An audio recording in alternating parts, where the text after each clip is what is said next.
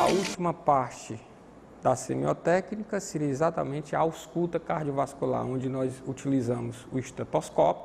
Nós vamos utilizar dele exatamente para auscultar os sons nos grandes focos, né? Nos grandes focos, que são foco mitral, coincide mais ou menos com a região do ictus, entre o quarto e o quinto espaço, ou foco tricúspide, que fica na região esquerda, anteriorizada, já perto do apêndice tifóide, que nós vamos estudar, tá certo? A válvula tricúspide, o foco aórtico acessório, que fica na região esquerda, na linha média entre o foco aórtico e o foco mitral. Aqui você estuda também a região de irradiação da válvula aórtica.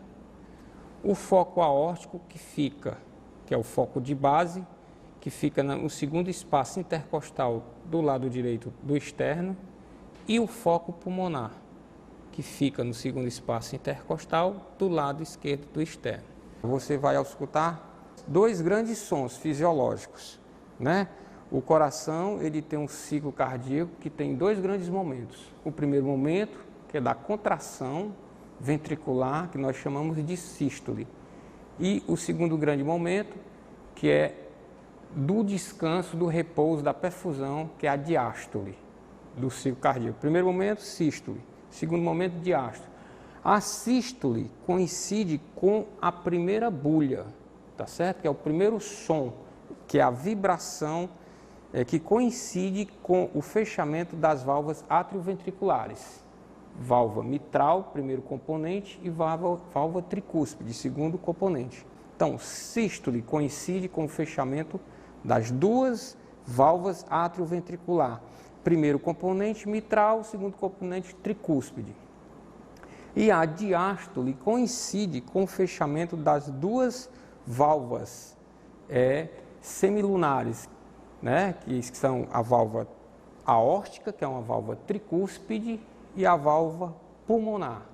Tá certo, gente? A primeira bulha, ela coincide com o pulso. Então, tem dificuldade de ver qual é o momento sistólico, qual é o momento diastólico? Estetoscópio, tum-tá, tum-tá. Ah, mas não sei qual é o tum, qual é o tá, qual é a sístole. Então, palpa a carótida. Aquele som que você auscultou, que está coincidindo com o pulso que você está palpando no momento, esse é o som da sístole da primeira bolha, tá certo, gente? Então, ausculta a primeira bolha, palpo, carótida. Então, isso aqui é a primeira bolha, é a sístole. O que você vai investigar? Você vai primeiro auscultar as duas bolhas, que é o fisiológico, ausculta com o diafragma do estetoscópio. Existem estetoscópios que não têm as duas regiões, diafragma e campânula, nesse caso aqui, por exemplo. Então, como você faz função de campânula para o estetoscópio? Você pressiona levemente o estetoscópio contra o tórax, de forma que dê para ficar em total contato com o tórax, mas sem forçar. Isso aqui tem função de campânula, forçando, pressionando com mais força, diafragma. O diafragma, você ausculta as bulhas, primeira bulha e segunda bulha, e os sopros.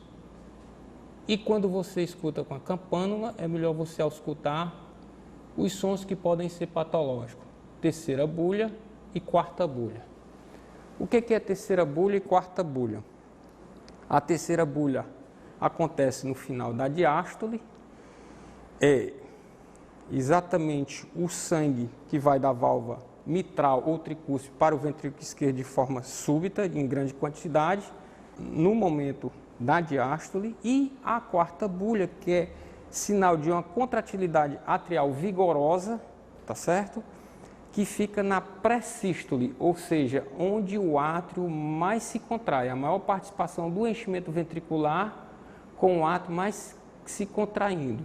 Isso quando o paciente tem um ventrículo duro, fibrótico, né, pode estar infartando, eu posso ter uma quarta bulha, é onde o átrio mais trabalha. Som de terceira bulha, tum-tatá, tum-tatá. Som de quarta bulha, trum-tá. Som normal, tum-tá, tum-tá. Então, o que pode acontecer muitas vezes? Você tem um desdobramento de segunda bulha. É fisiológico. Tum-trá, tum-trá, tum-trá. O que isso fala? Como o ventrículo esquerdo é um ventrículo de maior contratilidade, então a válvula aórtica fecha um pouco mais rápido que a pulmonar. Então fica tum-trá. Agora, quando tem um ventrículo direito muito aumentado, é o que nós chamamos de desdobramento fixo de segunda bulha. É tum-trá. Como é que você faz para descobrir isso? Você pede para o paciente inspirar e segurar. Se te persistir ou aumentar o som do desdobramento, a gente chama de desdobramento fixo de segunda bulha, que fala a favor de sobrecarga de câmaras direitas. Então vamos lá, recapitulando. Foco mitral, tum-tá, tum-tá. Foco tricúspide, tum-tá, tum-tá. Foco aórtico acessório. Foco aórtico. Foco pulmonar. E ainda eu posso, para estudar a aorta, eu posso auscultar as duas carótidas, que aqui eu posso pegar sopros. Uma estenose aórtica importante, eu posso auscultar um sopro. Quando é uma estenose subvalvar, eu não ausculto sopro nas carótidas. Quando nós temos uma patologia de válvula mitral, quando ela está insuficiente, então o sangue que deveria ser jogado do átrio esquerdo para o ventrículo esquerdo, ele retorna a parte dele. É o que nós chamamos de regurgitação, ou de refluxo, ou de insuficiência. Então, se a sístole é na primeira bulha, o sopro que nós vamos auscultar dessa insuficiência é um sopro sistólico. Então, sopro sistólico em foco mitral, eu tenho algo que eu posso dizer uma insuficiência mitral. Eu posso estar diante de uma insuficiência mitral. Quando eu tenho uma insuficiência tricúspide, quer dizer, o sangue que vai para o ventrículo direito acaba voltando, regurgitando, eu posso estar diante de uma insuficiência tricúspide. Então, primeira bulha, fechamento da tricúspide, então eu vou auscultar esse sopro no momento sistólico. Então, sopro sistólico em foco tricúspide, eu posso estar diante de uma insuficiência tricúspide, certo?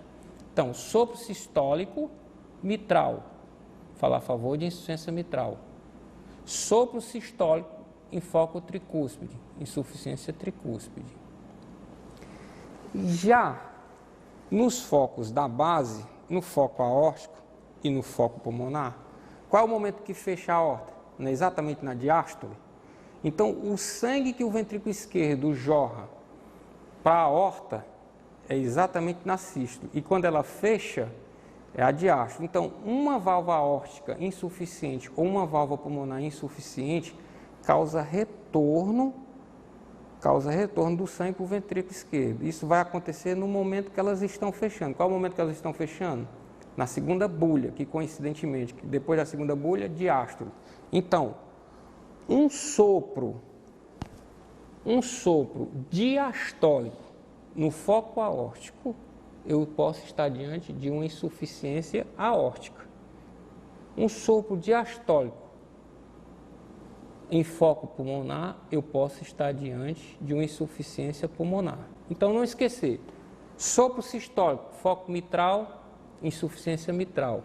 Sopro sistólico em foco tricúspide, insuficiência tricúspide. Agora, o contrário, sopro diastólico, que é a hora que fecha a válvula aórtica, em foco aórtico, insuficiência aórtica. Sopro diastólico em foco pulmonar, insuficiência pulmonar. Agora, outra patologia, que seria as válvulas estenosadas, calcificadas, Por exemplo, muito comum no nosso Brasil, a estenose mitral, por conta de quê? Por conta da cardiopatia reumática, da febre reumática. Então, veja só, estenose mitral, o sopro ele é diastólico. Então, o sopro da estenose mitral é um sopro diastólico. Parece com ruflar de tambores. É o que a gente chama ruflar diastólico. No foco mitral, falar a favor de estenose mitral. Estenose tricúspide é um sopro diastólico, quer dizer, no segundo momento do ciclo cardíaco, no foco tricúspide. Tá certo, gente? Já nos grandes focos da base, uma estenose aórtica, quer dizer, o ventrículo esquerdo encontra dificuldade para jogar sangue para a aorta, quer dizer, ela está estenosada, ela está calcificada, é uma aorta bicúspide. Se ele encontra, qual é o momento que o ventrículo esquerdo joga sangue para a aorta? É no momento da sístole. Está difícil de passar? Tá. Então gera um sopro, uma vibração. Então, o sopro sistólico no foco da base, na região, no foco aórtico, é estenose aórtica. Um sopro sistólico no foco pulmonar é estenose pulmonar. O examinador pode dar mão de algumas manobras para poder você diferenciar um sopro. Por exemplo, uma manobra de Ribeiro Carvalho. Quando o paciente inspira, o que acontece, gente? O sangue, quer dizer, a pressão torácica fica negativa e o sangue vai para a cavidade direita, vai para o lado direito, para o ventrículo direito.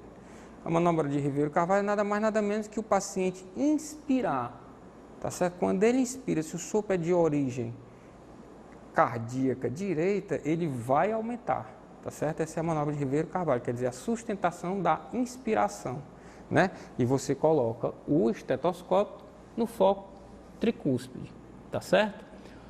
Outra forma de você auscultar melhor um sopro nos focos da base é o paciente sentado,